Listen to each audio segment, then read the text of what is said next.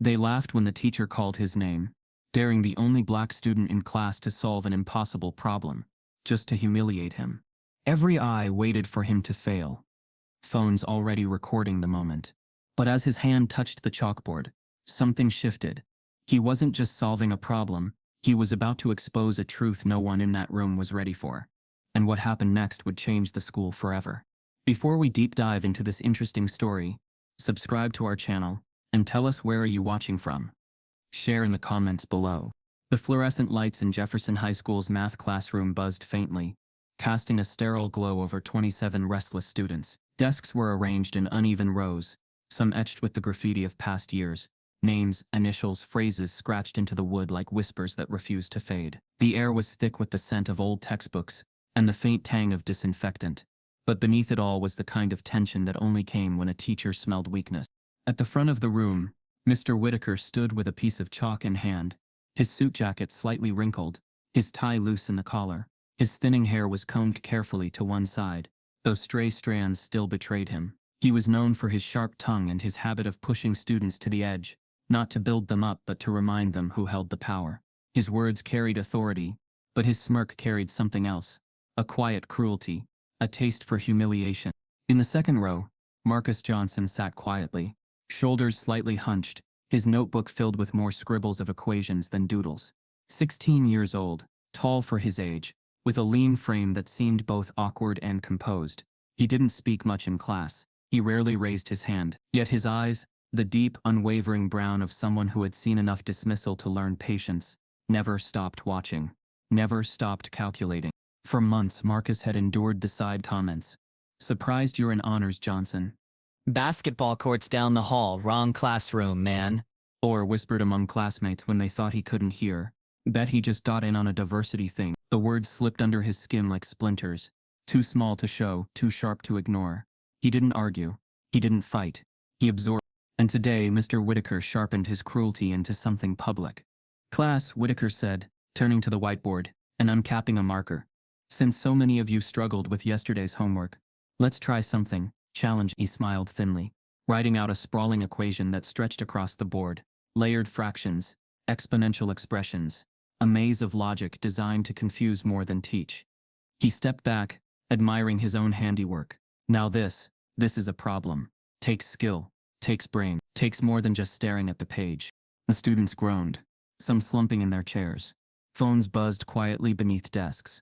A few exchanged glances that said, "We'll copy answers later anyway." But then Whitaker's eyes landed on Marcus. And there it was, that flicker of contempt dressed as amusement. "Mr. Johnson," he said, his voice smooth, almost playful. "Why don't you give this one a try? Show us what you've got." Heads turned. The shift in the classroom was immediate. Some smirked, others leaned back with interest. Everyone knew what this was. Not an invitation, but a setup. Marcus froze, his pencil hovering above the paper. "Sir." Whitaker raised a hand. "Come now, don't be shy. You sit there so quietly every day, scribbling away. Let's see if there's anything behind those notes. Or," he tilted his head, his smile deepening, "are we just pretending?" A few students chuckled. One whispered loud enough for the row to hear, "Bet he doesn't even know where to start." Marcus's jaw tightened, but he said nothing. He knew this wasn't about the problem. It was about him, the quiet black kid, who didn't fit their picture of brilliance.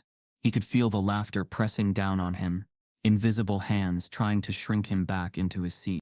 Whitaker tapped the chalk against the board. "Front and center, Mr. Johnson. Show us what you can do." The room waited. Silence, heavy and expectant, filled the space between breaths. Marcus pushed his chair back, the screech of metal legs against tile cutting through the quiet. He stood, tall but hesitant, his steps slow as he made his way to the board. Every eye followed him.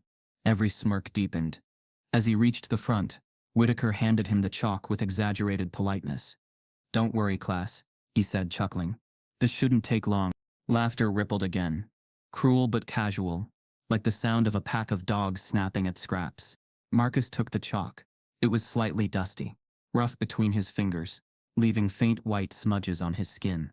He faced the board, the equation stretching out before him like a wall too high to climb. His reflection shimmered faintly in the glossy surface, reminding him of how small he looked under the weight of expectation. Behind him, whispers floated through the air. No way he gets it. He'll probably just guess. Watch him mess this up. This'll be funny. Marcus's chest tightened. He could hear his heart thumping in his ears, drowning out the faint hum of the lights. He thought about all the times he had stayed up late, solving harder problems on his own. All the books he had borrowed from the library, reading by the dim light in his room because his mom couldn't afford extra lamps. He knew he was capable. He knew numbers spoke to him differently. But here, in front of Whitaker's sneer and the class's laughter, none of that mattered. They weren't waiting for him to succeed. They were waiting for him to fall. Whitaker crossed his arms, leaning against the desk. Well, Mr. Johnson, we don't have all day. Marcus lifted the chalk toward the board, his hand trembling slightly. The faint sound of chalk scratching echoed in the silent classroom as he made the first small mark, tentative, almost questioning. Behind him, someone snorted. Another laughed under their breath. He swallowed hard, trying to steady himself. He could feel the weight of their eyes pressing into his back. The chalk slipped once, almost falling from his fingers, but he caught it. His hand was shaking, not from weakness, but from the force of holding back every memory of being underestimated. For a moment he thought of his mother, Denise, exhausted but smiling, reminding him every night, "Don't let them tell you who you are, baby. You know who you are." He thought of his father, gone too soon, but whose voice still echoed, "Son, when the world doubts you, let the numbers speak louder than words." And yet, here he was, with the laughter of his classmates growing louder in his mind, Whitaker's smirk carved like stone into the back of his thoughts. Marcus took a deep breath, the chalk firm in his grip now. His eyes scanned the board, his brain already firing with possible approaches. He knew this wasn't impossible. He knew it wasn't beyond him. But he also knew that the room wasn't waiting for an answer. They were waiting for a mistake. He raised the chalk again, his arm steadying as determination slid into place. The classroom was so quiet now that every breath could be heard. Even the hum of the lights seemed to fade. And then, Marcus touched the chalk to the board, ready to carve the first real line of logic. He froze mid-motion, the chalk trembling against the surface, as the entire class leaned forward, every eye fixed on him, waiting for the sound of failure. The rejection letter sat heavy in Denise's purse even as days passed, its weight invisible but constant. She hadn't told Marcus her suspicion, that it wasn't his essays or his ability that got him denied, but the subtle biases that had followed him his whole life. She wanted him to keep believing, to keep fighting. And Marcus did, carrying the quiet hurt inside him like an anchor no one else could see. Now standing before the whiteboard in Whitaker's classroom, that anchor pressed hard against his chest. The whispers behind him were no different than the letter had been. Reminders that no matter how hard he worked, the world was already waiting for him to fail. Whitaker leaned back against the desk, arms crossed, his smirk sharp as glass. He had chosen the problem with precision. It wasn't part of the curriculum. It was something he pulled from a graduate-level textbook, deliberately placed here not to inspire, but to expose. He wanted Marcus to flounder, to stammer, to shrink into the stereotype the class already believed about him. "Take your time, Mr. Johnson," Whitaker said, feigning patience. His voice carried the kind of encouragement that wasn't encouragement at all. It was theater, designed to show his control. "Show us what you've got." The class erupted with snickers and muffled laughter. A girl in the back whispered, "This is gonna be gold," as she slipped out her phone, angling the camera discreetly. Others followed, tilting their devices toward the board, screens glowing faintly in the dim light of the classroom. Marcus wasn't just facing a problem. He was facing an audience waiting to turn him into a meme. He lifted the chalk again, his hands steadier now. His eyes traced the equation, his mind moving faster than his nerves. He recognized pieces of it.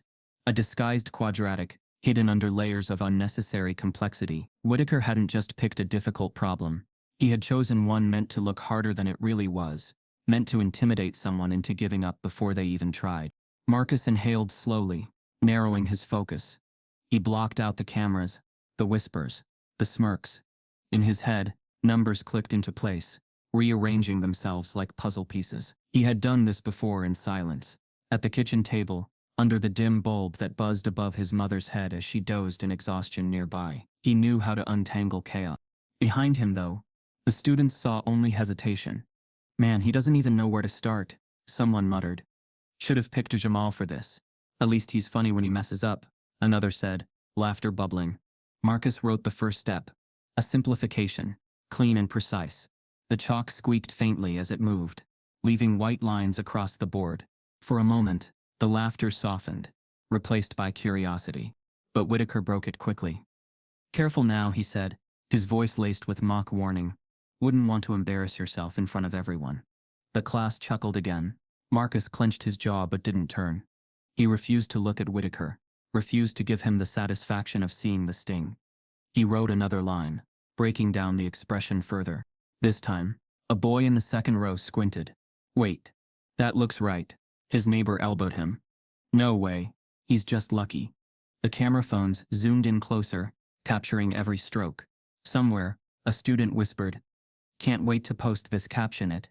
Math is not for everyone." The laughter that followed was quieter, but it still carried, still pressed into Marcus's back. But as Marcus's logic unfolded, a strange shift rippled through the room. The ones who had expected a disaster began leaning forward, their smiles faltering. Each mark on the board, each calculated simplification, chipped away at their certainty. Whitaker's smirk tightened, his jaw flexing beneath the pretense of amusement. He stepped forward slightly, the authority in his stance sharpening. "Interesting approach," he said, the edge in his voice betraying his irritation. "But don't get ahead of yourself. These things get tricky." Marcus didn't answer. His mind was too deep into the problem now, moving faster than Whitaker's commentary, faster than the collective doubt surrounding him. He solved in silence, chalk moving in rhythmic strokes, each step more confident than the last. The classroom, once filled with laughter, was growing quieter. A girl lowered her phone slowly, her brow furrowing. "Hold up, he's actually doing it." Another boy whispered, That can't be right." But it was. Marcus paused briefly, his eyes scanning the board. His heart still pounded, but the fear had shifted into focus. He could see the path forward, clear and undeniable. He wrote another line, the logic building, the problem unraveling. For the first time, a hush swept over the class. No laughter, no whispers, just silence. And then, in that fragile silence, Whitaker spoke again, his tone sharper now, almost defensive. "Careful, Johnson. One slip and the whole thing collapses. Sometimes it looks right until the end." Marcus stopped for a second. He could feel Whitaker's eyes burning into him, the unspoken challenge louder than the problem itself. Whitaker didn't just want him to fail. He needed him to. Marcus tightened his grip on the chalk. He remembered the rejection letter, folded on the kitchen table. He remembered his mother's tired face, trying to hide her disappointment. He remembered the quiet ache of never being seen, never being believed. And in that moment, he realized something. This wasn't about solving a problem. It was about proving existence.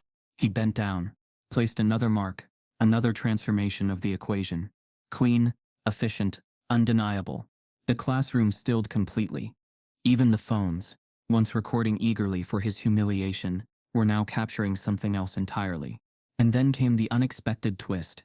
From the back of the room, a voice cut through the silence. Not a student's, but a teacher's. The classroom door had been half open, and Miss Ramirez, the assistant principal, had been walking by. Drawn by the unusual hush, she had paused, watching the scene unfold. "Mr. Whitaker," she said, her tone sharp, "what exactly is going on here?" Whitaker flinched, caught off guard. He turned, forcing a smile. "Just encouraging one of our students, Ms. Ramirez. Nothing more." Her eyes narrowed as she glanced at Marcus, then at the half-solved problem on the board. "Encouraging?" she repeated, her voice skeptical. Marcus froze, the chalk hovering near the next line. All eyes flicked between him, Whitaker, and the assistant principal. The tension thickened, the moment stretching longer than anyone expected. And then, with deliberate calm, Marcus pressed the chalk against the board again. The sound of chalk scratching filled the room as Marcus wrote a line of logic so precise, so unexpected, that even Whitaker's forced smile faltered, leaving the classroom suspended in stunned silence. The chalk scraped against the board, sharp and deliberate. As Marcus drew the next line of logic, the sound carried across the silent room, louder now than the laughter had ever been. The air felt heavy, as though every student held their breath, waiting for the moment he faltered. But the falter didn't come. Instead, what appeared beneath his hand was unmistakable, a line of mathematics that actually worked. For the first time, the whispers weren't jokes. "Wait, that's right," a boy in the front row murmured, his voice cracking slightly. Beside him, A girl leaned forward, her phone still recording but now angled differently, not for mockery, but because something had shifted. "No way," she whispered. "He's not messing this up." A ripple moved through the classroom. The smirks faded into frowns of confusion, into knitted brows, into disbelief. The very students who had pulled out their phones for entertainment were now watching something entirely different, a possibility none of them had considered. But at the front of the room, Mr. Whitaker's expression hardened. His smirk had turned rigid, a mask hiding the twitch in his jaw. He hadn't expected Marcus to make it past the first line, let alone dismantle the problem with such clarity. "Interesting approach," he said loudly, forcing a chuckle. "But let's not get carried away. Sometimes even nonsense can look convincing on the board." A few students laughed weakly, unsure if they should. The sound didn't carry the same confidence it had minutes ago. It was nervous, thin, like a flame trying to hold against the wind. Marcus's back stiffened. He didn't turn, didn't answer. He simply pressed forward, chalk in hand, his mind racing. Each calculation spilled into the next, a rhythm building in his head. The problem was no longer a wall. It was a puzzle, and he was unraveling it piece by piece. Still, the pressure weighed on him. He could feel the burn of Whitaker's stare, the lingering cameras pointed at his shoulders. Every number he wrote wasn't just for the solution. It was against years of dismissal. He remembered middle school, the teacher who had told him math wasn't his thing.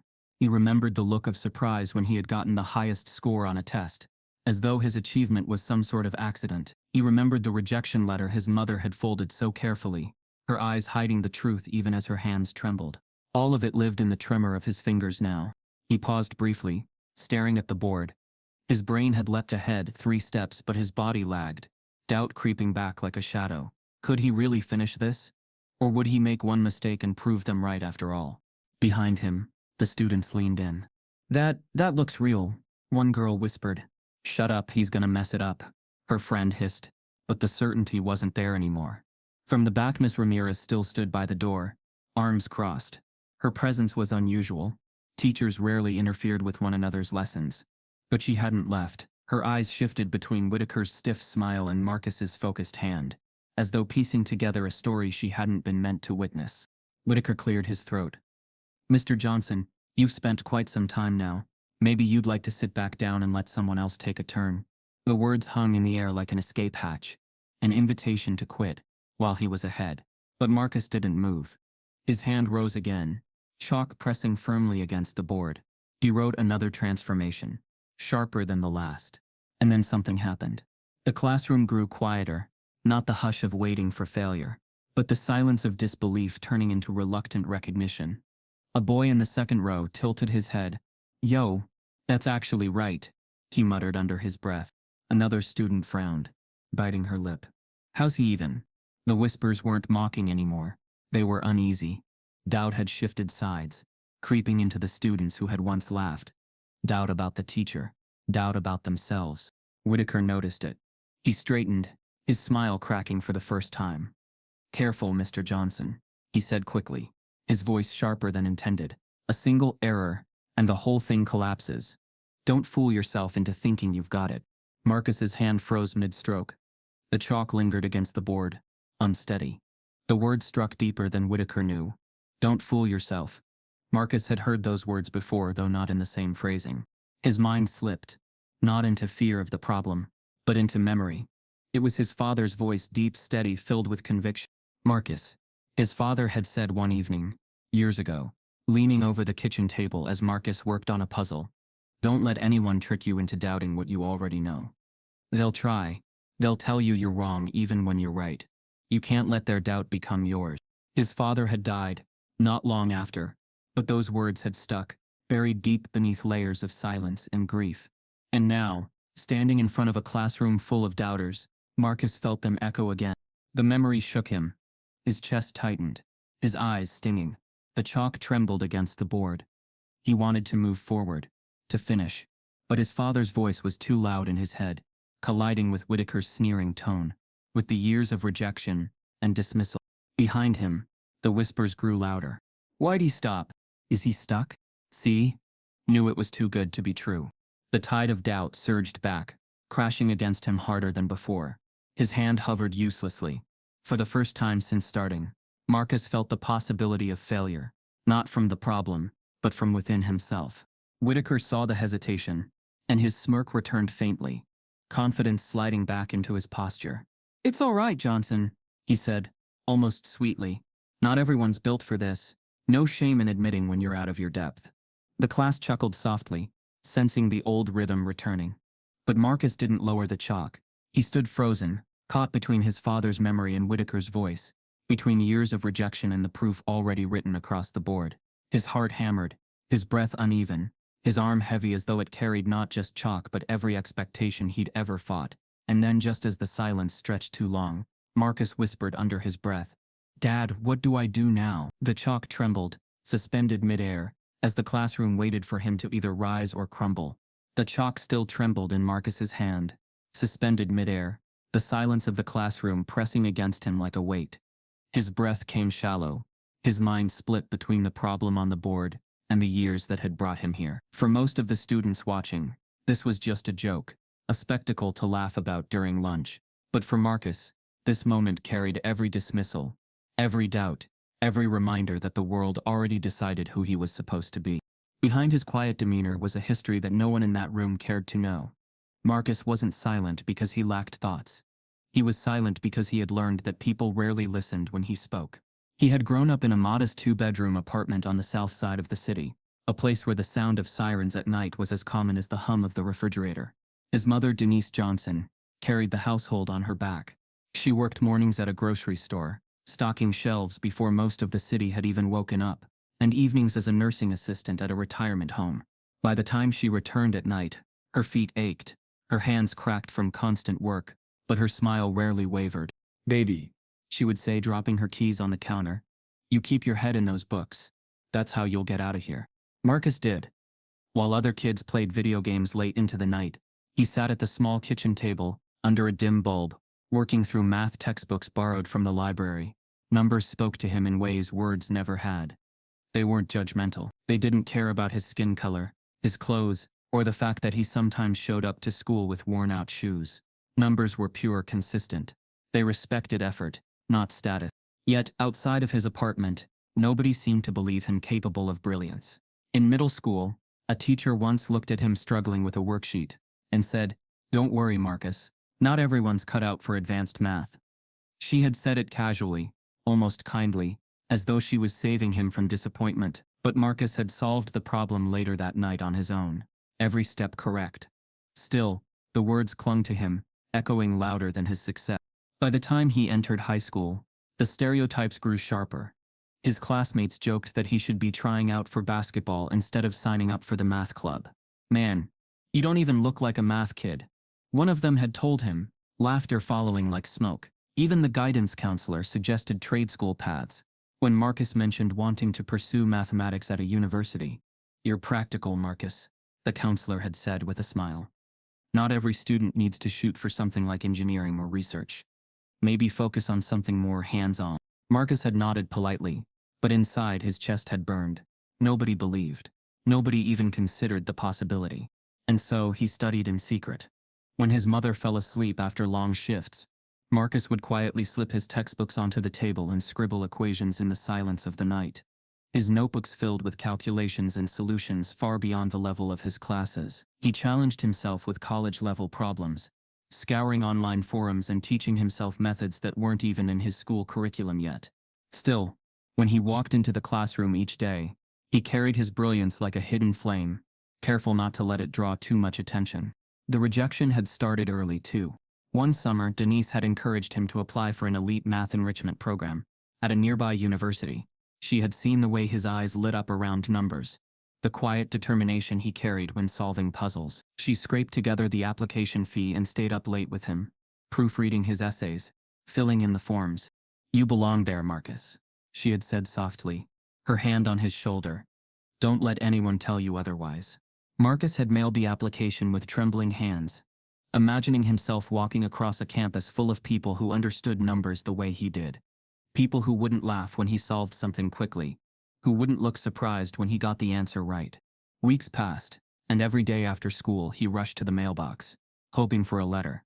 He dreamed of acceptance, of possibility, But when the envelope finally arrived, it was thin. Too thin. Denise had been the one to pull it from the mailbox. She turned it over in her hands, the university's seal stark against the paper.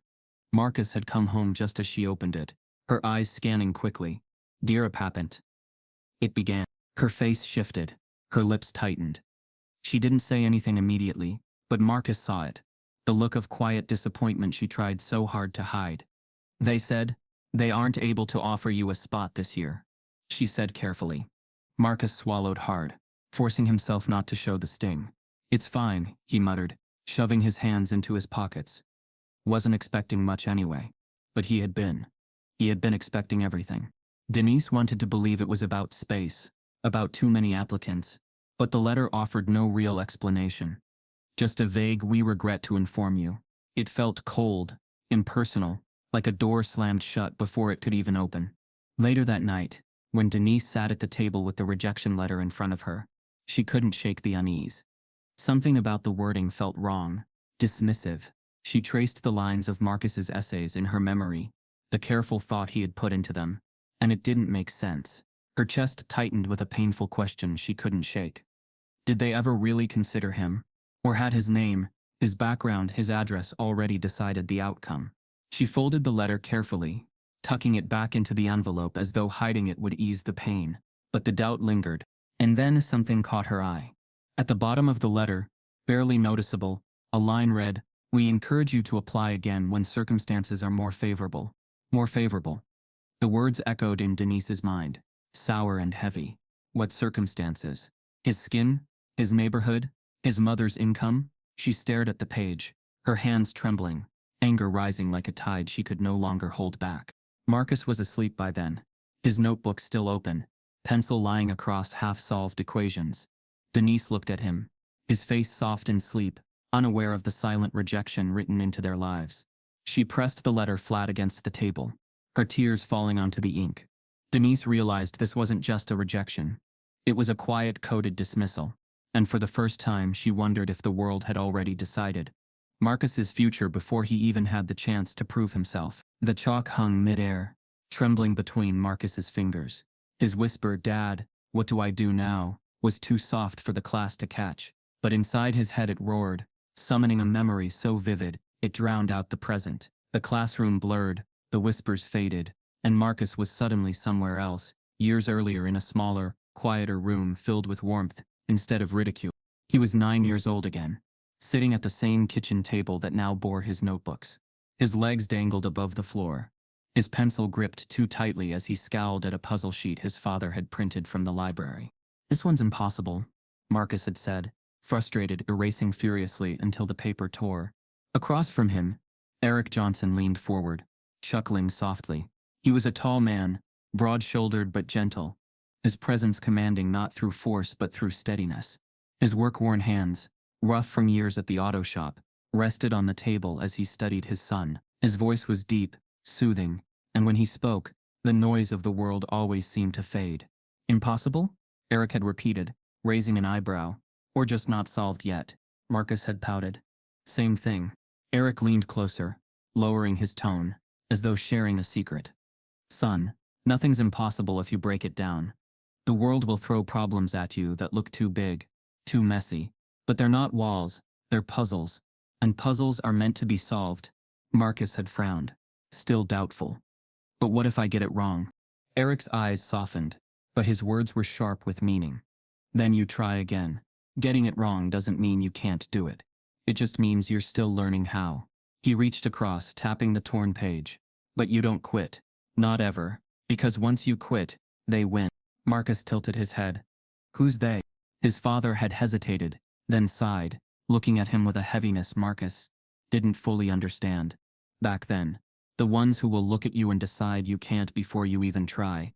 The ones who think they know your limits because of where you come from, or because of the color of your skin. You'll meet them, Marcus.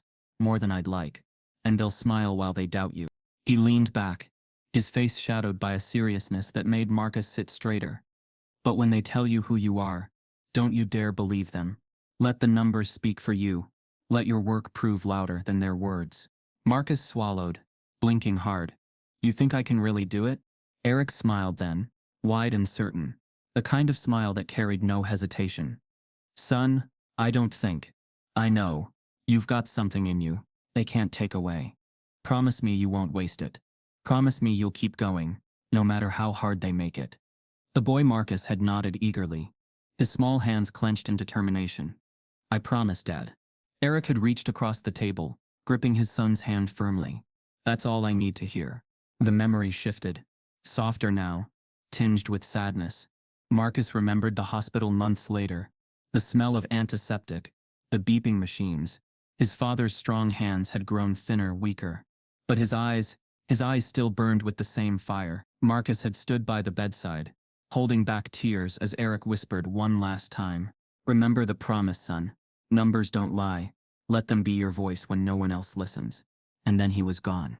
Back in the classroom, Marcus's eyes stung, his throat tight as the memory faded. He could almost hear his father's voice above the silence of the room, pushing him forward. Don't quit. Not ever. Don't let them win. The chalk was still trembling, but something had shifted inside him. The doubt that had paralyzed him moments ago loosened, replaced by the steady echo of his father's certainty. Marcus wasn't just solving for himself now. He was solving for the promise. The student still whispered behind him. He stuck. Told you he couldn't do it. But Marcus wasn't listening anymore. He could hear only the voice in his head, steady and firm. He tightened his grip on the chalk, the dust coating his fingers. His shoulders straightened, and his breath steadied. Whitaker noticed the change. He tilted his head, narrowing his eyes. Well? He pressed, trying to sound casual but failing to mask his irritation. Looks like you're running out of steam, Johnson. No shame in stepping down. Marcus didn't answer. Instead, he whispered under his breath, too quiet for anyone but himself to hear. I promised. He lifted the chalk, his movements slower at first but deliberate. The classroom leaned forward as one, waiting for the mistake, the collapse. But what appeared on the board next wasn't a stumble. It was the exact step that tied the whole problem together. A line so sharp and precise it shifted the energy in the room, like a dropped stone in still water. Gasps filled the silence. No way, one student muttered, eyes wide. That's right, another admitted reluctantly. Whitaker's smirk vanished completely now, replaced by a stiffness that betrayed his unease. His hands gripped the edge of the desk, his knuckles pale. He hadn't expected Marcus to come this far. And with each line, his control over the room slipped further. Marcus stood taller, his chest rising with steadier breaths. For the first time, he wasn't shrinking beneath their stares. He was commanding them. The fear hadn't disappeared, but it had transformed into something sharper, resolve. And in that resolve, his father's voice whispered again, steady as ever. Numbers don't lie, son. Let them speak. Marcus's lips moved, a faint whisper only he could hear. For you, Dad. The chalk pressed firmly against the board, moving with confidence now, no hesitation left. He wrote the next step clean, undeniable, irreversible, and the entire room froze, realizing that what Marcus had just written changed everything. The chalk rolled slowly across the tile floor, its faint clatter the only sound in the room.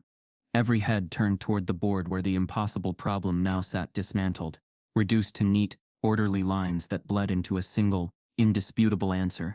It was there. Clear. Final. Marcus had solved it. For a moment, the room held its breath. The silence was heavier than the laughter had been earlier, suffocating in its stillness. Then, from somewhere in the back, a sharp inhale broke through, followed by a whisper that spread like a ripple through the class. He actually did it. Another voice joined, hushed but charged with disbelief. That's the right answer. The ripples swelled into murmurs. Students exchanged glances, their eyes wide, their smirks gone. Some leaned forward, comparing the final line to the notes in their textbooks, while others sat frozen, unable to process what they were seeing. And then someone clapped. Just once. Hesitant, almost questioning whether it was allowed. The sound echoed awkwardly in the silence, but it cracked the tension. A few more claps followed, tentative at first, then firmer, until half the class was applauding, not in wild celebration but in stunned acknowledgement. Marcus didn't move. He stood a foot away from the board, staring at the answer, his chest rising and falling with quiet force. His hand still tingled from gripping the chalk so tightly. He felt both lighter and heavier, all at once. Lighter because the problem was conquered. heavier because he knew this was bigger than just a solution. Mr. Whitaker hadn't clapped. He stood at the front, rigid, his pale face betraying a storm behind his eyes. His jaw twitched, his lips pressed into a thin line, his posture suddenly less commanding. The color had drained from his cheeks, leaving him still but seething. Ms. Ramirez, arms still crossed by the door, raised her eyebrows. She had said nothing yet, but her silence carried a sharpness Whitaker clearly felt. Marcus finally turned from the board. His eyes scanned the class, not defiantly, not triumphantly, but steadily. He didn't smile. He didn't glow. He simply walked back toward his desk, each step slow, deliberate, as though reclaiming something that had always been his, but had been denied for years. The applause quieted into whispers as he passed. Unreal. He just shut everybody up. Yo, I thought he was gonna flop. Students who had once pulled out their phones to record his failure now fumbled with them in silence. Unsure what to do with the footage they'd captured. The smug captions they had planned didn't fit anymore. This wasn't a meme. It was a moment. Marcus slid back into his seat, his face calm but his pulse still pounding. His hand brushed against the edge of his notebook, the familiar comfort grounding him. For the first time he wasn't hiding behind its pages. He had nothing left to prove in this room, but everything had just changed. Whitaker forced a smile, though it wavered at the edges. Well, interesting outcome, he said. His voice strained, brittle. But let's remember, this doesn't prove anything about consistency. Sometimes even an accidental approach can lead to the right result. The words rang hollow. No one looked convinced. Mr. Daniels, still standing at the doorway, shook his head in quiet disbelief. That wasn't an accident, he muttered, loud enough for students to hear. That was mastery. Whitaker's face tightened, his authority slipping further. Marcus sat still, saying nothing. He didn't need to defend himself. The board already had. But while the room simmered in disbelief, one student in the back, Troy Parker, known for being quick with his phone, grinned at his screen. He had been recording since the first laugh, expecting Marcus's failure to go viral. Instead, he had captured the exact opposite. The silence, the whispers, the final line of the solution, the moment the chalk dropped. And unlike the others who hesitated, unsure what to do, Troy uploaded it. He didn't even wait for class to end. With a few taps, the clip was live on his feed, captioned simply, "When the joke's on the teacher." The video began its journey before anyone in the room knew it. Notifications already buzzing quietly in Troy's pocket. Whitaker, trying to regain control, cleared his throat.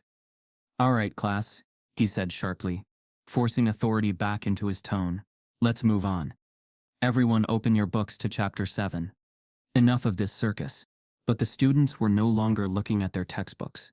Their eyes darted between Marcus, the board, and their phones. Something had shifted permanently, and Whitaker's command of the room had cracked in a way he couldn't repair with forced authority. Marcus sat back, his face expressionless, but inside he felt something he hadn't in years. Not pride, exactly, but validation. For once the laughter wasn't at his expense. For once the weight of their doubt had been thrown back at them. Still, he knew better than to celebrate. He knew the world didn't change with one answer. If anything, it would push back harder. As the bell finally rang, the students filed out in a buzz of chatter, some still glancing at Marcus, as though seeing him for the first time. A few offered nods of acknowledgement, small but significant. Others avoided eye contact, unsettled by what they had witnessed. Whitaker remained at the front, his jaw tight, pretending to shuffle papers. Marcus didn't miss the look in his eyes, anger mixed with humiliation, the kind that didn't fade easily. As Marcus packed his notebook, he glanced once more at the board. The answer remained, stark and undeniable, until Whitaker's hand erased it quickly, chalk dust falling like ash. Marcus left the classroom without a word. Behind him, Troy's video was already spreading. By the time Marcus reached his next class, dozens had shared it. By the time school ended, hundreds had. The caption shifted from one student to another, but the core remained the same. The quiet kid just solved the impossible. As Marcus walked home that afternoon, unaware of the storm building online, Troy's video crossed into public feeds outside the school. Strangers began to watch, to share, to comment, and what had started as a classroom dare was about to ignite into something much larger. By the time Marcus walked home, backpack heavy against his shoulders, the video had already leapt far beyond Jefferson High's hallways. He didn't know it yet, But the clip of him standing at the board, silent, steady, dismantling the impossible problem, while his classmates whispered, was racing across feeds like wildfire. Troy Parker's caption, "When the joke's on the teacher," struck a nerve. Students who had been in the room reposted it, adding their own commentary. Some admitted they hadn't believed Marcus could solve it. Others marveled at the way the laughter had died, replaced by awe. Within hours, the clip was everywhere. Instagram Reels, Twitter threads, TikTok edits, even Facebook groups where parents shared stories about their kids. By evening, Marcus's name trended in local hashtags, saying "Quiet Kid Solved It" and "Math Genius." He sat at the kitchen table, unaware of the digital storm, working through his usual homework. His mother, Denise, set down a plate of reheated dinner. Her back ached, but she forced a smile as she watched him scribble. "You've been at it since you walked in," she said gently. "Eat before it gets cold." Marcus looked up, his eyes tired, but focused. "Sorry, Ma. Just want to finish this." Denise sighed, brushing her hand over his head. She had no idea the world outside their apartment was buzzing with his name. It wasn't until Marcus's phone vibrated endlessly beside him that he noticed. He finally picked it up, expecting a text from a classmate. Instead, he saw dozens of notifications, friend requests, messages, tags. His face stared back at him from countless reposts. The caption shifted depending on who shared it. "This kid's a genius. Proof they underestimate us. Bet the teacher feels dumb now." His chest tightened. He scrolled faster, his face growing warm. "Marcus?" Denise asked, noticing the change in his expression. "What is it?" He handed her the phone wordlessly. She adjusted her glasses and leaned closer, her tired eyes widening as she read the comments. Some were supportive, proud of this young man, give him a scholarship already. Others were cruel, bet it was staged, probably cheated somehow. One trick doesn't make him smart. Denise set the phone down slowly, her lips pressed tight. "They're talking about you." Marcus nodded, his hands fidgeting. "I didn't ask for this." "I know, baby," she said softly. "But sometimes the world chooses for you." By midnight, the video had crossed into national circles. A popular education account shared it with the caption, "Never underestimate the quiet ones." That repost alone garnered millions of views. Soon, local news outlets ran segments about the high schooler who cracked an impossible math problem. Some anchors described him as a prodigy. Others questioned the framing, pointing out that advanced students solved tough problems every year. What made this one so special? The answer hung between the lines. It wasn't just that Marcus had solved it. It was who Marcus was, and the way the clip captured the disbelief of his peers. The subtext wasn't subtle. Comment threads erupted with debates about race, bias, and expectations. "Y'all only surprised 'cause he's black," one commenter wrote, sparking thousands of replies. "This shouldn't be shocking, but it is," another admitted. The debate spread faster than the applause had in the classroom. By the next morning, Marcus walked into school with every eye on him. Whispers trailed him down the hallway. Some students nodded with respect. Others glared, their envy sharp. A few offered forced smiles, trying to align themselves with him now that he was a name. "Yo, that's the genius," someone muttered as he passed. Another scoffed. "He just got lucky. Wait till he flunks the next test." The attention suffocated Marcus. He kept his eyes down, clutching his backpack straps tightly. This wasn't validation anymore. It was exposure. He had wanted recognition. Yes, but not like this, not with his face plastered online. His worth debated by strangers who didn't know him. In third period English, the teacher paused mid-lesson to comment. "Quite the star you've become, Mr. Johnson," she said with a chuckle. "The whole school's talking." The class laughed lightly. Marcus shrank in his seat. By lunch, reporters had begun calling the school office, asking for statements. Emails flooded Denise's inbox from local journalists. One subject line read, "Would love to feature your son's incredible story." Another, "Black genius solves the impossible interview request." Denise scrolled through them after her morning shift, her heart pounding. She wanted to be proud, but she knew the world too well. Praise often came with a twist. That evening, as Marcus sat at the table again, she placed her hand over his. "Marcus, the news wants to talk to you." He looked up sharply. "The news? They're calling you a genius. Some want to interview you." Marcus's stomach churned. "I don't want that. I just did a problem." Denise searched his face. Baby, you did more than that. You proved them wrong. But you need to be careful. The same people who lift you up will be quick to tear you down. Marcus swallowed, nodding slowly.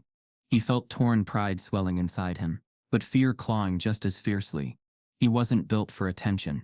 He was built for numbers, for quiet nights at the kitchen table. And yet the world was demanding more. The following day, the story hit national morning shows. Some anchors beamed with excitement. A high schooler proving brilliance can come from anywhere. Others were skeptical, framing it as a viral stunt. On one panel, a commentator smirked and said, "We don't know if he truly solved it on his own." Social media loves a narrative. Marcus saw snippets of these takes on classmates' phones. His stomach twisted at each one. He didn't know how to carry the weight of strangers' opinion. But the most jarring moment came when a major news outlet ran the headline, "Black Genius Shocks Classroom." At first it sounded flattering, but as Marcus stared at the words, unease grew. Why was Black highlighted, as though his intelligence were an anomaly? Why was it shocking that he, specifically, could do this? The praise felt like another kind of cage. At dinner he voiced it. "They're not calling me smart," he said quietly. "They're calling me surprising." Denise's eyes softened with pain. "I know, baby. They don't even realize what they're saying. But you see it. That's what matters." He lowered his gaze. Pride warred with resentment inside him, a storm with no calm. And then, just as Marcus tried to settle into the strange new rhythm of unwanted fame, his world shifted again. The next afternoon, as he sat in math class, an announcement came over the intercom.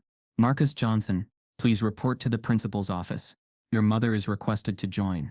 The classroom buzzed with murmurs. Whitaker's eyes flicked toward him, unreadable, but heavy with something unspoken. Marcus's palms grew clammy. His mother? The principal's office? He hadn't done anything wrong, yet his chest tightened with dread. Marcus gathered his books slowly, his heart pounding as he realized the sudden truth. His viral fame wasn't just outside anymore. It had reached the very heart of the school, and whatever waited in the principal's office was about to change everything again. The white chalk mark Marcus had just written stretched across the board like a quiet rebellion, stark and undeniable against the glossy surface. It wasn't just a step forward. It was the kind of move only someone who truly understood the problem would know to make. The classroom, once restless and mocking, now sat frozen in disbelief. A few students leaned forward, whispering, "Yo, that's not random. He actually knows what he's doing." Their voices carried something new, not ridicule, but unease. They weren't laughing anymore. They were watching something they had never expected. Marcus dismantling the impossible problem, line by line. Marcus's chest rose and fell steadily now, each breath slower, deeper. The trembling in his hand had eased, replaced by a rhythm, as natural as his heartbeat.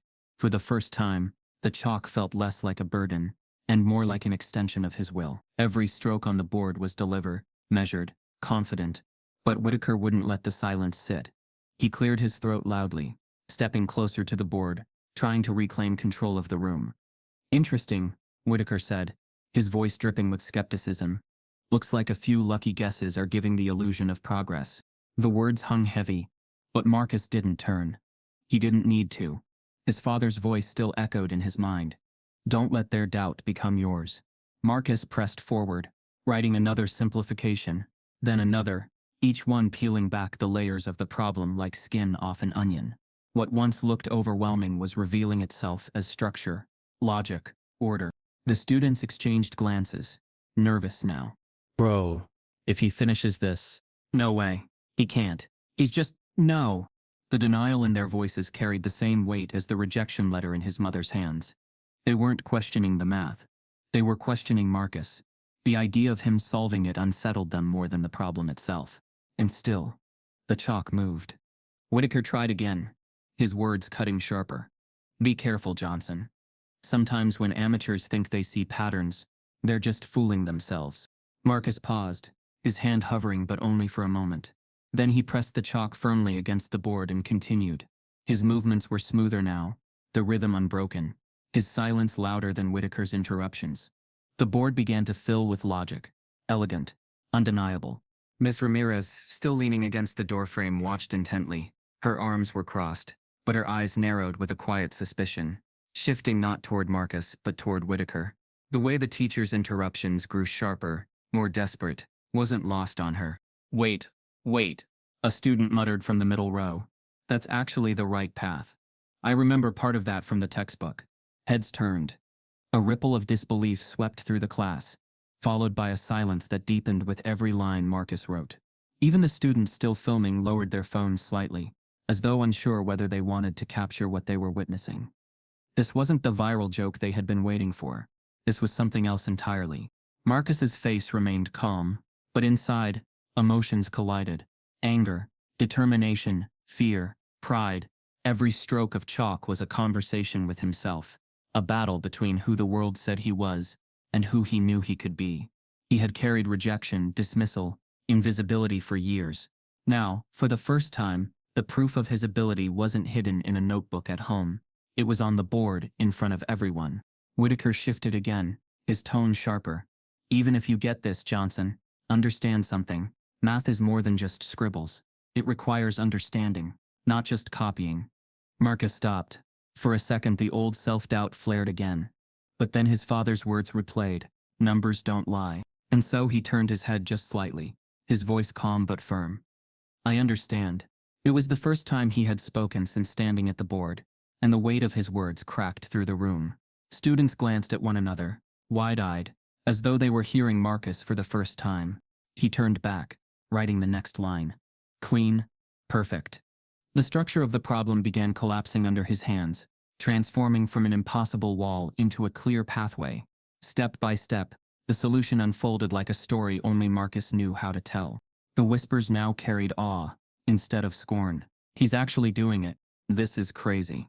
One boy lowered his phone completely, whispering, I'm not posting this. This ain't what I expected. Whitaker's jaw tightened. He stepped closer, his shadow falling across the board. Careful, Johnson. Don't embarrass yourself by thinking you're finished before you are. Marcus ignored him. The chalk clicked softly against the board, as he wrote again, his strokes faster now. Confidence surged through him. Not arrogance, but the calm certainty of someone who finally knew his voice was being heard. Ms. Ramirez shifted, taking a step into the room. Her eyes narrowed on Whitaker's face as much as Marcus's work. Something in her posture suggested she wasn't just observing anymore. She was gathering. And then came the twist. From the hallway outside, another teacher, Mr. Daniels, the history instructor, appeared. Drawn by the unusual quiet, he leaned in, then froze, watching Marcus's work. Unlike Whitaker, Daniels's expression shifted into something closer to astonishment. Is he solving that? Daniels asked quietly, though the question carried enough weight to make Whitaker's face twitch. Whitaker forced a smile, shaking his head. Just a practice exercise, nothing important. But Daniels stepped closer, eyes wide. That's not practice. That's a graduate-level problem. His voice was loud enough now for the students to hear. And he's solving it. Gasps broke through the class. The weight of Daniels's words shattered the last remnants of doubt. Marcus didn't stop. He didn't even look back. He pressed forward, writing the final transformations, each one cutting deeper into the problem, until there was nothing left but the answer waiting to emerge. The classroom was silent, truly silent, except for the soft, steady scratch of chalk. The students leaned forward, eyes fixed. Whitaker's face had drained of its color. And then Marcus wrote the final line. It was clean, elegant, undeniable. He stood still for a moment, staring at the board, the completed solution staring back at him. His chest rose, fell, his fingers loosened, the chalk slipping from his grip. The piece of chalk clattered to the floor, echoing like thunder in the silence. No one laughed. No one whispered. No one even moved. Marcus stepped back from the board, the solution gleaming behind him, as the silence thickened into something heavier. Everyone waiting, no one daring to speak first.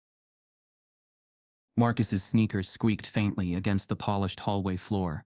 As he made his way to the principal's office, the murmurs of other students followed him. Some curious, others mocking. He clutched his books tighter, his chest pounding. Being summoned like this rarely meant anything good. When he pushed open the office door, his mother was already there. Denise sat stiffly in a chair, her work uniform still on, exhaustion written across her face, but her eyes sharp, alert. She turned to him, offering a faint smile meant to calm. But Marcus saw the tension beneath it. Across the desk sat Principal Harris, a tall man in his late 50s with silvering hair and a reputation for keeping order above all else. Beside him, arms crossed, was Mr. Whitaker, his expression carefully neutral but his eyes cold when they met Marcus's. "Please, have a seat," Harris said, his tone formal. Marcus sat beside his mother, his hands folded tightly in his lap. Denise placed hers gently over his, steadying him. Harris cleared his throat. "Marcus, first, let me acknowledge the attention you've brought to Jefferson High. The video circulating has certainly caught the public's eye." His words sounded like praise, but his tone did not.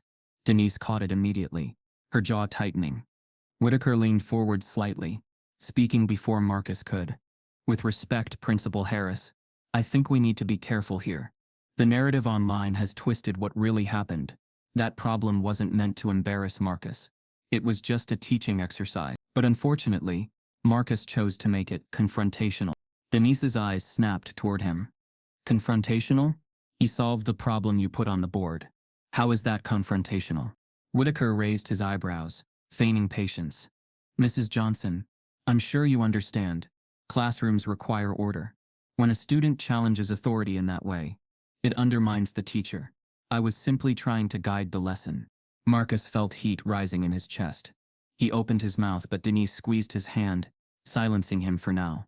Her voice was calm but firm. "So, let me get this straight. You singled him out with a problem no other student could solve, laughed along with his classmates when they mocked him, and when he actually proved himself, you call him the disruption." The room grew tense. Harris shifted in his chair, choosing his words carefully. "No one is blaming Marcus for solving the problem," he said. "But the way the situation unfolded has created complications. The school's reputation is now entangled in this viral moment. Some parents are concerned the attention is distracting from education." Marcus blinked in disbelief. "I didn't ask for the video to go online," he said quietly. Harris nodded. "I understand. But perception matters. And Marcus, I'd advise you to be mindful of how you carry yourself moving forward. We don't want you to appear confrontational or disruptive." The word confrontational hit Marcus like a slap. He hadn't yelled, hadn't mocked, hadn't even smiled at the board. He had simply solved the problem. Yet somehow, he was being framed as the aggressor. Denise leaned forward, her voice low but cutting. "So my son's intelligence is a problem now? His success is disruptive?" Whitaker sighed, shaking his head. "No one's saying that. But let's be realistic. Marcus's actions embarrassed me in front of the class, and whether or not that was his intention, it sets a dangerous precedent. Students might start thinking it's acceptable to challenge authority figures." Marcus's head snapped toward him. "You wanted me to fail," he said, his voice trembling but firm. "You picked me because you thought I couldn't do it." Whitaker's jaw tightened. "That's a serious accusation, Marcus." Denise cut in sharply. "It's not an accusation, it's the truth. You've treated my son like he doesn't belong in your classroom since the first day. Don't think I don't hear what the other students say. Those jokes about how he shouldn't even be in advanced math. Where do you think they learned that from?" The silence that followed was heavy. Harris shifted uncomfortably, clearly caught between acknowledging the truth and protecting his staff. Finally, Harris sighed. "Let's try to move forward constructively. Marcus, we encourage you to continue your studies. But please remember, success is not just about solving problems. It's about fitting into a community. We don't want any further incidents that could divide the student body." Denise stared at him, her voice trembling with controlled anger. "Fitting in? My son has bent over backwards his entire life to fit in. He studies harder than anyone. He stays quiet. He never causes trouble. And the first time he gets recognition, you call it divisive?" Marcus lowered his eyes, shame and anger mixing in his chest. The office walls felt like they were closing in on him, suffocating. He wanted to shout, to demand they see the truth. But his mother's steady presence kept him grounded. Whitaker leaned back, smug again. "Perhaps we can all agree that Marcus has talent, but also much to learn about humility and teamwork." Denise turned on him, her voice sharp. "Humility? Don't you dare talk about humility when you tried to humiliate him. My son doesn't need to shrink to make you comfortable." For the first time, Harris's composure cracked. "Mrs. Johnson, please," he said firmly. "Let's remain civil." But Denise wasn't backing down. Civil is watching my son be disrespected every day and saying nothing. I'm done being civil. The room fell silent again, tension hanging like static. Harris scribbled something in his notebook, avoiding their eyes. The meeting ended without resolution. Harris muttered about monitoring the situation and keeping communication open. Whitaker left with a forced smile, but Marcus could see the anger simmering beneath it. His teacher had lost control once, and he wouldn't forgive it easily. As Marcus and Denise walked out of the office, Denise put her arm around his shoulders. "Don't you let them twist this," she said softly. "You did nothing wrong. You hear me? Nothing." Marcus nodded, though his chest still ached. He had solved the impossible problem. But here he was, still treated like the problem himself. That night, as Marcus sat at the kitchen table, his phone buzzed again. He glanced at it, expecting more noise from classmates or strangers online. But the notification was different this time. An email. The subject line read, "Opportunity for Marcus Johnson, Dr. Alan Pierce, University of Chicago." Marcus froze, staring at the screen. His breath caught as he read the first line. "I saw the video. I'd like to talk." Marcus's heart raced as he realized someone far beyond Jefferson High had seen him, and this time the attention might change everything. Marcus stared at the email, his eyes scanning the words over and over, as if they might vanish if he blinked too long. Dr. Alan Pierce, University of Chicago. The name itself carried weight. He had read about Pierce in math articles online, a scholar whose research had been cited in advanced journals, a black mathematician whose career had broken barriers. And now somehow that man had written to him. Denise leaned over his shoulder, reading quietly. Her hand came to rest on Marcus's back. "Marcus, this is real." Marcus nodded slowly, almost in disbelief. "Yeah, ma. He's one of the best." The email was brief but powerful. "I saw the video. You have a gift. If you're willing, I'd like to speak with you and offer some guidance. Students like you need doors opened, not closed." Marcus's chest swelled with something he hadn't felt in weeks. Hope. 2 nights later, Marcus sat at the kitchen table again, laptop open, Denise beside him. The glow of the screen lit their faces as the video call connected. And then, there he was, Dr. Alan Pierce. He appeared with the quiet confidence of a man used to commanding respect. His salt and pepper beard framed a warm but sharp face, and his glasses caught the reflection of his study lined with books. "Marcus," he greeted, his voice deep, deliberate. "It's an honor to finally meet you." Marcus's throat tightened. "It's an honor for me, sir." Pierce smiled faintly. "Call me Alan. Titles don't matter here. What matters is that you've shown resilience most adults can't even imagine." Denise leaned in. "Dr. Pierce, Alan, thank you for reaching out. My son, he's been overlooked, dismissed. To hear from you." Pierce raised a hand gently. "Mrs. Johnson, I know that story well, too well. I was Marcus once. Brilliant, but doubted. Always asked to prove myself twice over while others were given the benefit of the doubt." He looked directly at Marcus. "You solved that problem not just with skill, but under pressure designed to break you. That matters." Marcus swallowed hard, the memory of Whitaker's smirk flashing across his mind. "I didn't even think anyone would notice." Pierce's expression softened. "That's the thing, Marcus. They always notice, but they only pay attention when you either fail or surprise them. Your challenge is to make them notice for the right reasons, and that means preparation, strategy, and guidance. Which is why I'm here." Marcus blinked, hardly believing what he was hearing. "You want to help me." "More than that," Pierce said firmly. "I want to mentor you. There are scholarships, programs, research opportunities, doors that were shut to me, but doors I can help open for you. If you're willing to walk through them." Denise's eyes glistened. "Marcus, do you hear that?" Marcus nodded, his voice low but steady. "I want that. I really do." Pierce leaned closer, his tone turning serious. "Good. But understand this. Support outside won't erase the hostility inside your school. Teachers like Whitaker won't stop trying to remind you of your place. Some of your peers will resent you even more now. You'll need to hold your ground, because the higher you rise, the harder they'll push." Marcus thought of the whispers, the laughter, the way the principal had framed him as the disruption. He clenched his fists. "I can handle it." Pierce smiled. "That's the promise I wanted to hear." From that night on, things shifted. Every week, Marcus met with Pierce virtually. The professor assigned him complex problems, guided him through new concepts, and more importantly, spoke to him as though he belonged in the world of mathematics. He didn't question Marcus's abilities. He assumed them. That validation alone lit a fire in Marcus that school had nearly extinguished. But at Jefferson High, the hostility only deepened. In the hallways, some students muttered under their breath as he passed. "Think you're famous now? You're not better than us." A few even shoved his books when teachers weren't looking. Others, however, gave him quiet nods of respect, as if acknowledging a truth they couldn't ignore. Whitaker's behavior grew sharper. He no longer smirked. His disdain had hardened into cold professionalism. He called on Marcus in ways designed to trip him up, framed his intelligence as arrogance, and corrected him even when he was right. One afternoon in class, Whitaker announced, "Remember, students, consistency is key. Solving one problem correctly doesn't mean you understand mathematics. Anyone can get lucky once." The words weren't directed at the class. They were aimed squarely at Marcus.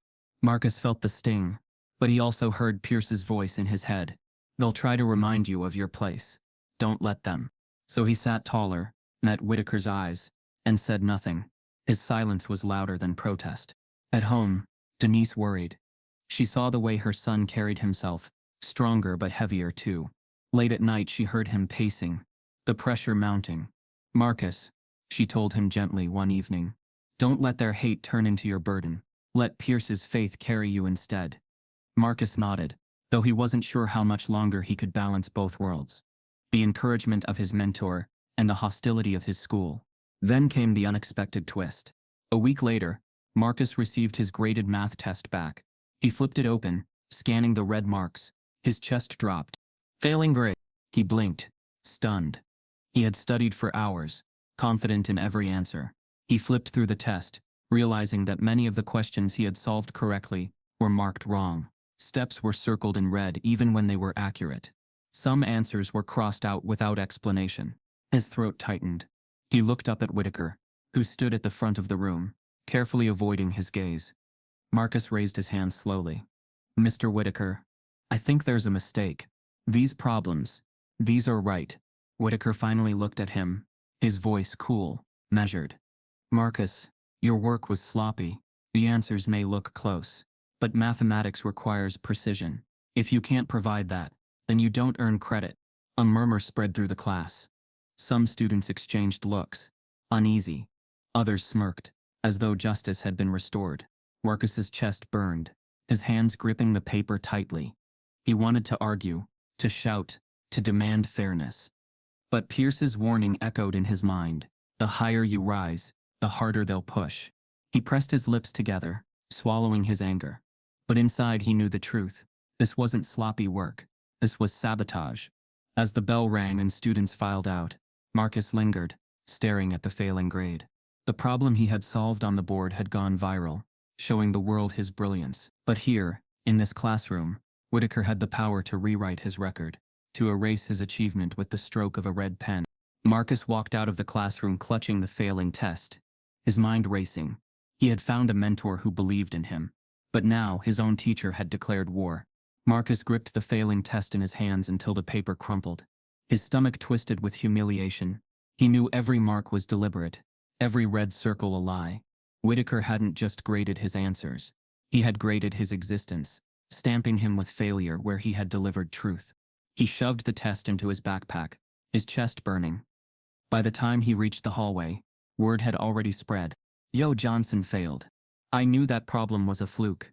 Some laughed openly. Others smirked from the corners of their mouths. But not everyone joined in. A few students whispered quietly, defending him. "I saw his work," Whitaker marked correct stuff wrong. "Yeah, but you gonna say that out loud? You'll end up failing too." The divide cut sharper each day. Marcus had become a symbol, and symbols were dangerous. Some admired him, whispering encouragement when no one was listening. Others despised him, throwing barbs in the hallway. One afternoon, a crumpled paper hit the back of his head. He turned to see the words scrawled on it. Not a genius, just lucky. He stuffed it into his pocket without reacting. But inside he was unraveling. At home, Denise noticed the difference immediately. He was quieter, his shoulders heavier. He didn't rush to the kitchen table with his notebooks anymore. Instead, he lingered in his room, staring at blank pages.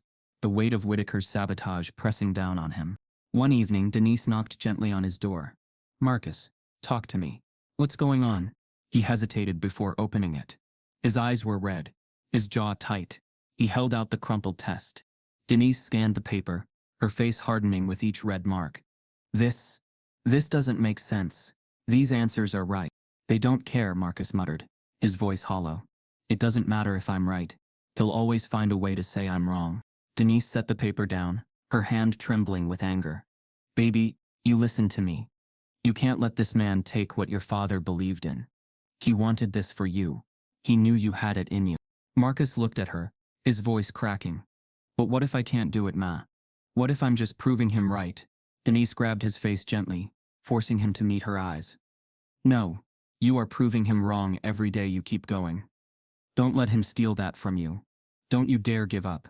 Her words cut through the fog, but the weight still lingered. Marcus wanted to believe her, wanted to carry his father's dream like a shield, but the daily humiliation, the whispers, the smirks, it was like drowning in slow motion.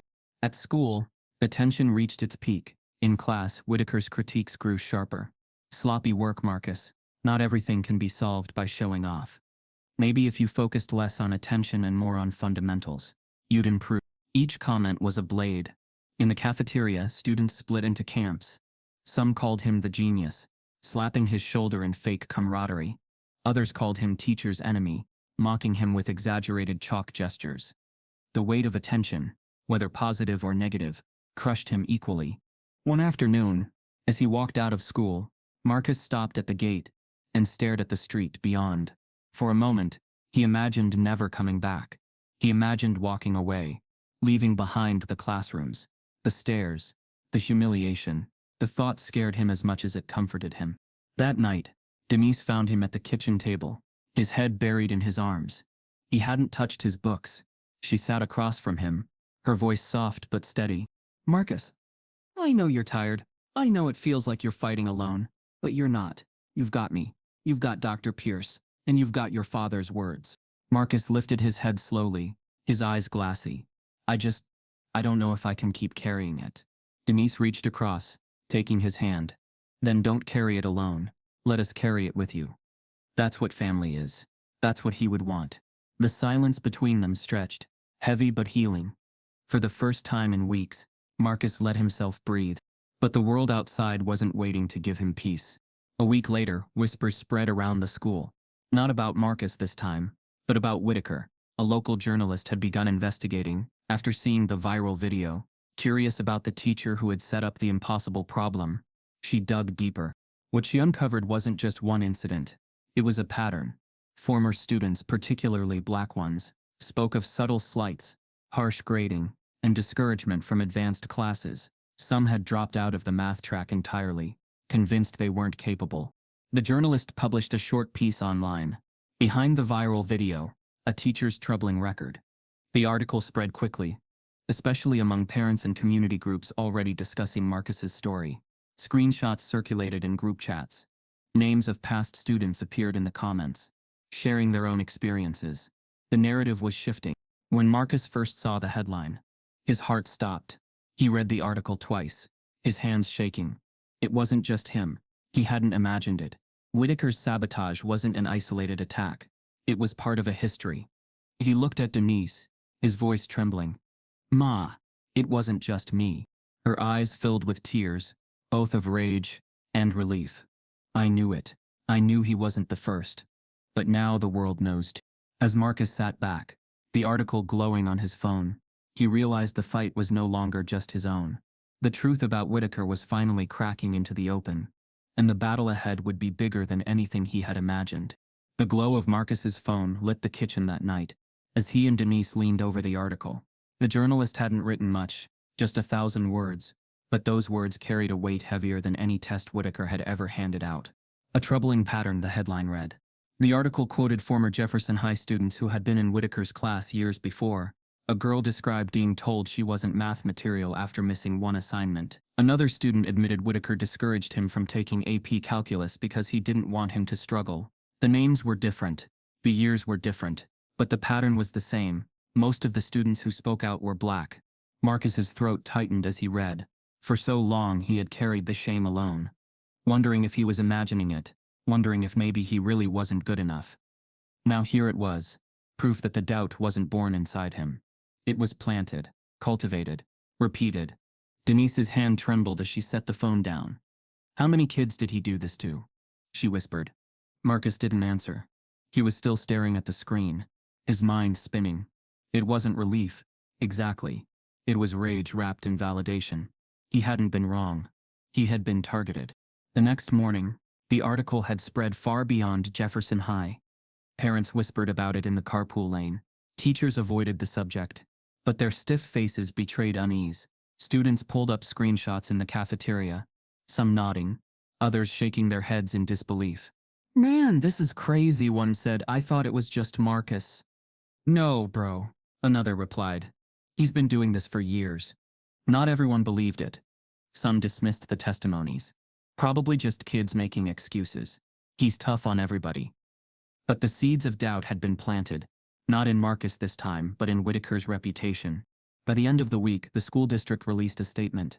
"We take allegations of unfair treatment seriously and are reviewing concerns regarding Mr. Whitaker's classroom practices."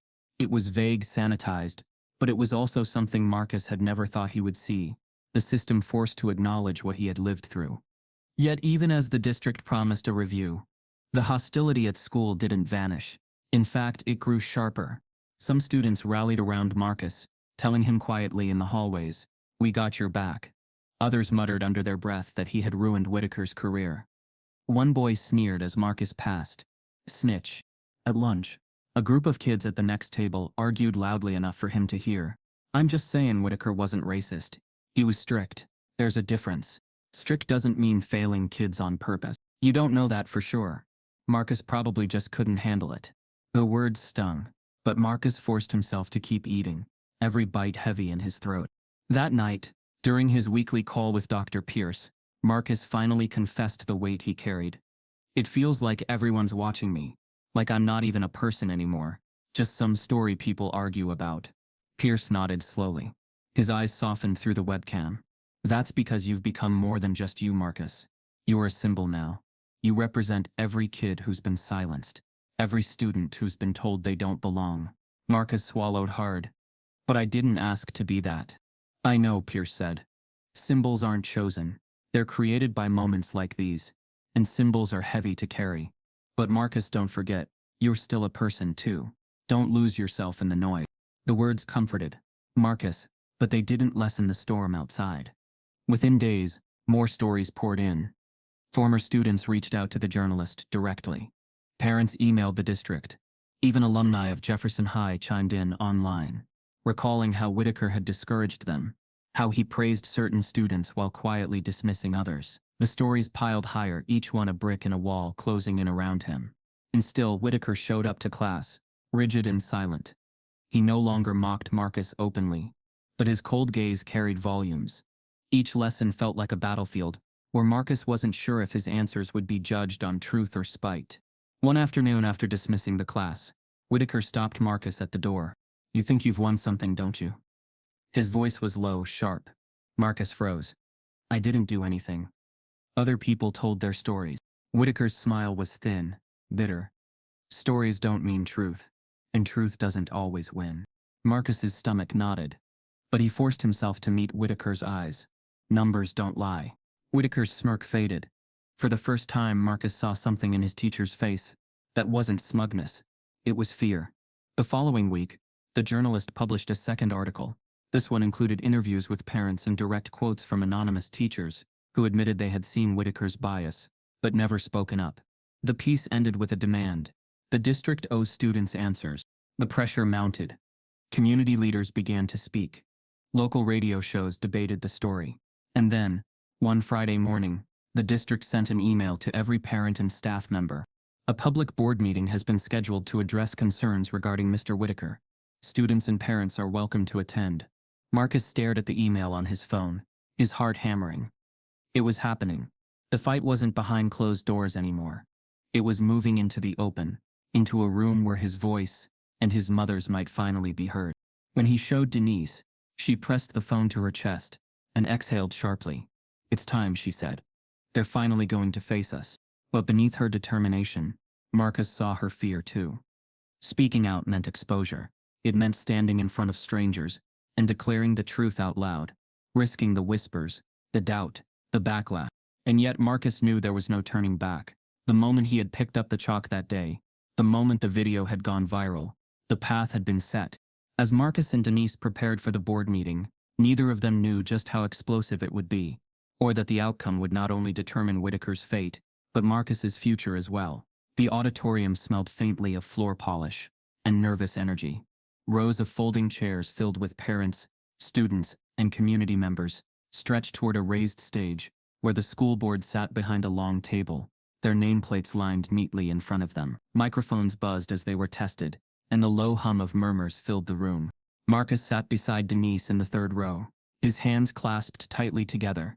The fluorescent lights overhead made his skin feel hot, his heartbeat drumming in his ears. He had never spoken in front of so many people before.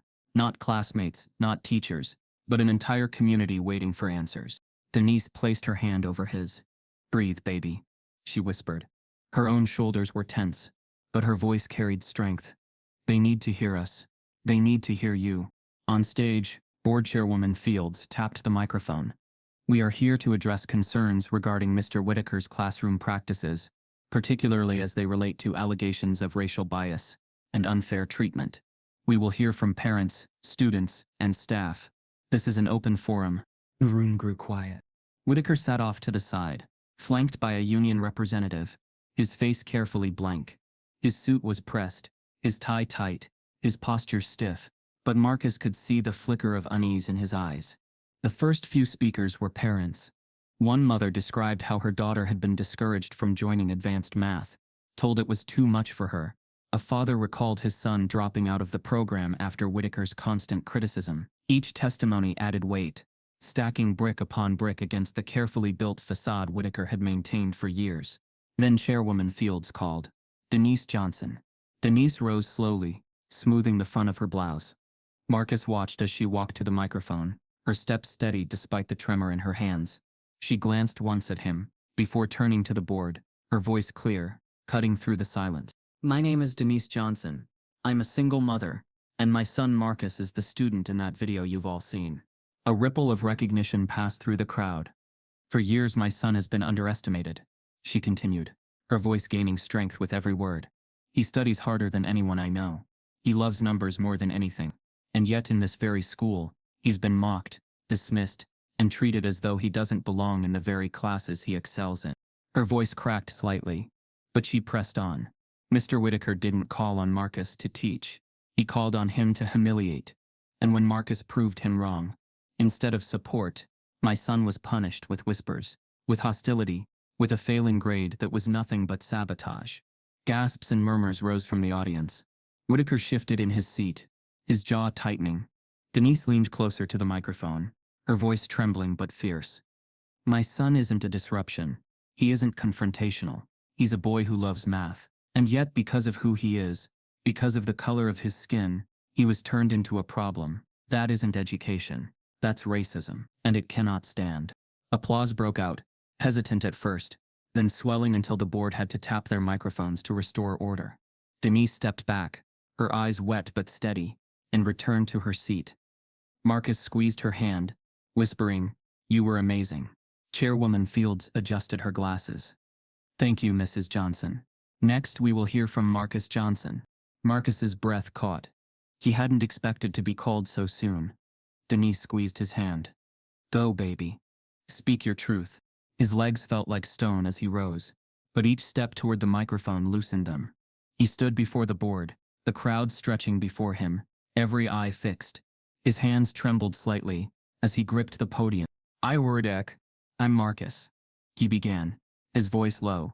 "I'm not used to speaking like this. I usually just solve problems quietly. Numbers are easier than words." He swallowed, steadying himself. "But this isn't about numbers anymore." The audience leaned in. "I didn't ask to be in that video. I didn't ask for the attention. I just wanted to solve a problem. But when I did, instead of being supported, I was treated like I had done something wrong." My classmates laughed. My teacher mocked me, and when I got the answer right, he failed me on the next test anyway. A hush spread across the room. I used to think it was just me, Marcus continued, his voice gaining strength. That maybe I really wasn't good enough. That maybe I didn't belong. But then I read the stories. Other students, people I've never even met, said the same things I've lived. And I realized it wasn't just me. It was all of us. He looked directly at Whitaker, whose face flushed. I love math. It's the only place where things make sense. Numbers don't care what you look like. They don't care where you come from. But people do. And if teachers like Miss Whitaker get to decide who belongs, then kids like me will always be told we don't. His chest heaved as he finished. I'm not here to ruin anyone's career. I'm here because I don't want another kid to feel like I did. Like they'll never be enough. For a moment, silence held the room. Then applause erupted, loud, sustained, echoing off the walls. Some parents stood, students clapped hard, some even cheering. The sound rolled through Marcus like a wave, washing away years of silence. But not everyone clapped. A small cluster of parents shook their heads, whispering sharply. One man muttered, "Kids these days think they can cry racism whenever they don't like authority." Whitaker finally rose, his union rep guiding him to the microphone. His voice was tight, defensive. I've served this district for 25 years. I've challenged students because I believe in rigor. If some couldn't handle that, it isn't bias, it's standards. Marcus Johnson is intelligent, no doubt, but he's also enjoyed attention at the expense of truth. This witch hunt risks destroying a teacher's reputation over feelings, not facts. Boos and shouts broke out. The chairwoman banged her gavel. From the crowd, a woman's voice rose above the noise. I was in his class too. He told me not to bother applying to engineering schools because they'd be too hard for me. I dropped the dream, and I've regretted it every day since. The room erupted again. More voices joined, testimonies spilling out, unplanned, raw, undeniable. The community was no longer just listening, they were rallying. The board members whispered among themselves, their faces grave. Finally, Chairwoman Fields leaned forward. Thank you to all who spoke. After deliberation, this board will now issue its decision regarding Mr. Whitaker's continued employment. The room went still. Marcus's heart hammered. Denise gripped his hand. Whitaker's jaw tightened, sweat beading at his temple. Fields cleared her throat. It is the decision of this board that... A voice shouted from the back of the room, cutting her off. This isn't fair. All heads turned as a parent stormed forward, declaring the decision unjust before the board had even spoken. The boardroom buzzed with chaos as the parents' outburst echoed through the auditorium. Shouts rose from different corners, some demanding accountability, others defending Whitaker. The gavel slammed against wood, Chairwoman Fields raising her voice above the noise. Order! Order! The room quieted, though tension still crackled in the air.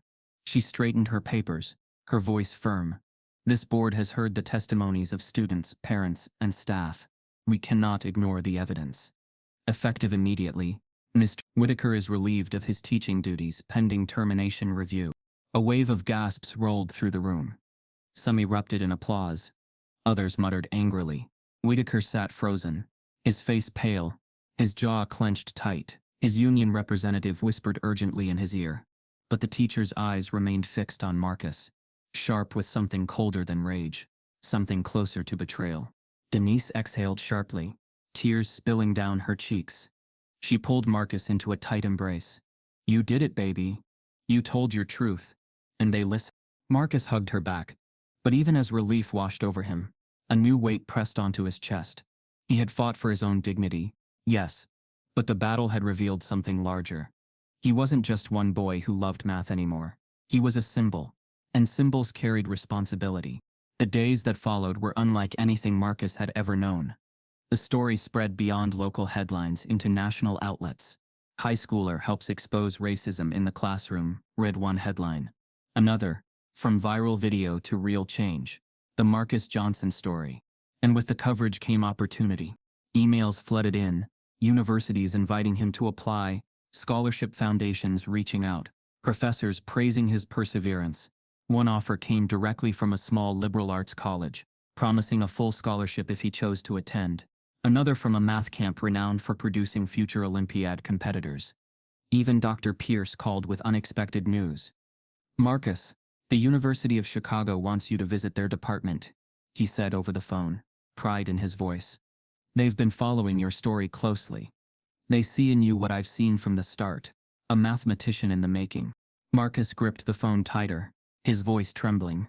They really want me, Pierce chuckled warmly. They'd be lucky to have you. But remember, Marcus, don't just chase where you're wanted. Choose where you can grow. Denise beamed when she heard. Baby, your father would be so proud. He always said you'd have doors open for you one day. And look at you, you've knocked them down yourself. But even as the opportunities multiplied, Marcus couldn't ignore the other side. Some called him a hero.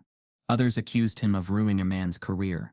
Online debates raged. Some comments celebrated him as proof of black excellence, while others sneered that he had only gotten attention because of his race.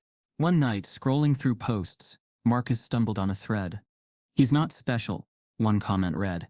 This is just woke media making him a symbol. Another kid got one answer right, and suddenly he's a genius? Please, Marcus's chest tightened. He shut his phone off and buried it under his pillow. The next morning, Denise found him staring at his books, untouched. What's wrong? She asked softly. He hesitated before answering. What if they're right? What if I'm just a story, not someone real? What if I mess up next time? Denise cupped his face, her eyes fierce. Marcus Johnson, don't you ever let their doubt become your truth. You worked for every answer you wrote. You fought through every obstacle they threw at you. You're not a story, you're proof. Proof that brilliance doesn't come from where they expect. And you carry not just yourself, but every kid who needs to see it's possible. Her words steadied him, but the pressure remained. Marcus began to feel the dual weight of victory and responsibility. It wasn't just about him anymore. It was about what he represented. Every time he opened a textbook, every time he scribbled an equation, he felt the invisible eyes of countless others who had been told they didn't belong. And yet he kept studying. Not because of the pressure, but because math was still his refuge. In the swirl of headlines and whispers, numbers remained steady, unchanging, honest. Weeks passed, and the storm around Whitaker quieted as his removal became official. Marcus returned to class under a new teacher, one who treated him with fairness rather than suspicion. Still, the stares lingered. Some admired him, some resented him, but none ignored him anymore. Then one afternoon, as Marcus returned home from school, Denise stood at the mailbox, holding a large, official-looking envelope. Her expression was unreadable. What is it? Marcus asked, his chest tightening. Denise handed it to him carefully. It's addressed to you, from the National Mathematics Institute. Marcus's hands shook as he tore it open. The letter inside was crisp, the words printed in bold. Congratulations, you have been accepted into our Summer Scholars Program, with full financial support. His eyes widened. The program was prestigious, one of the most competitive in the country. Students who attended often went on to elite universities, their futures set alight. Denise covered her mouth, tears welling. Marcus. But Marcus didn't speak. He was too stunned, the paper trembling in his hands. As his mother hugged him tightly, Marcus's gaze lingered on the letter. He had fought for a seat in one classroom. Now the world was opening its doors. But deep down he wondered, was he truly ready for what waited on the other side? The letter trembled in Marcus's hands, long after he finished reading it. The words glowed in his mind, almost too big to contain. Accepted, full support, National Mathematics Institute. It wasn't just a program. It was the program, the same one his father Eric had once pointed to in a magazine, when Marcus was only 10 years old. That's where kids who love numbers go to chase their dreams, Eric had said, tapping the page with a smile. One day, Marcus, that could be you. At the time, it had seemed impossible. A dream for kids with tutors, resources, and parents who knew how to navigate the system. Not for him, not for a boy from a 2-bedroom apartment, raised by a mother who worked 2 jobs to keep the lights on.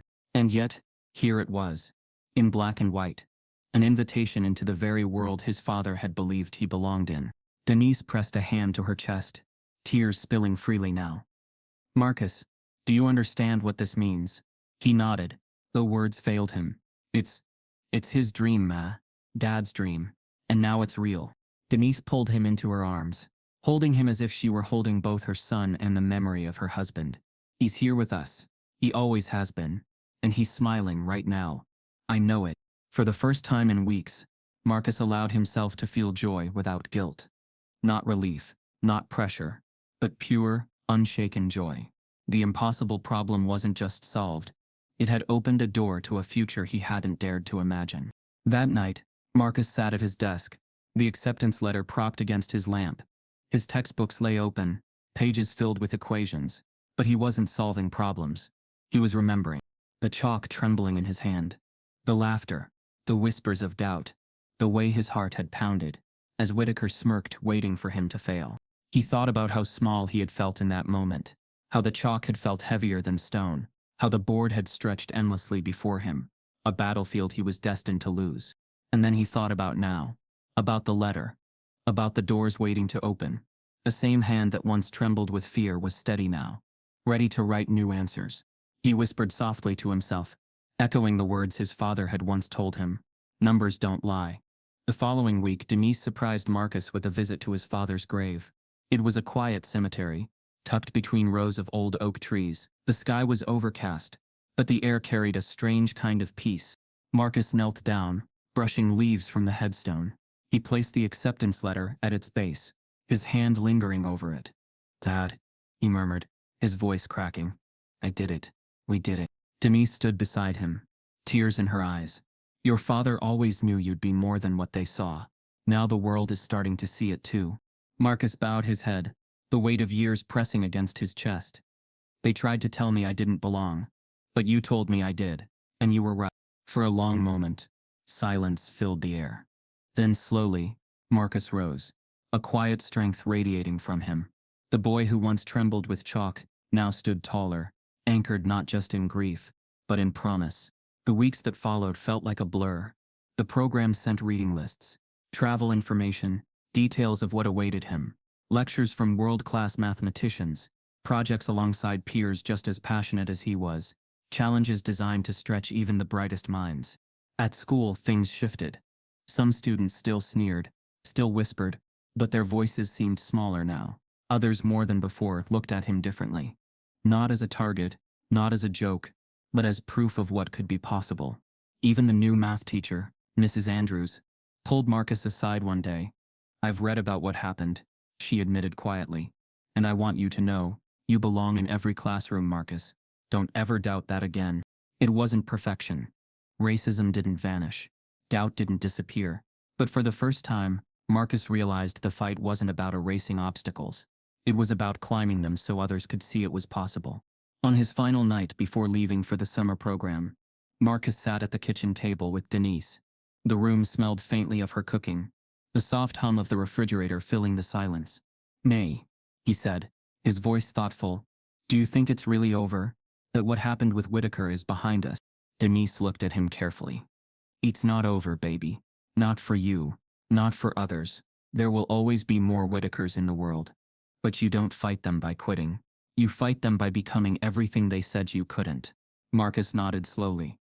"So, the impossible problem wasn't just math." Denise tilted her head. "What do you mean?"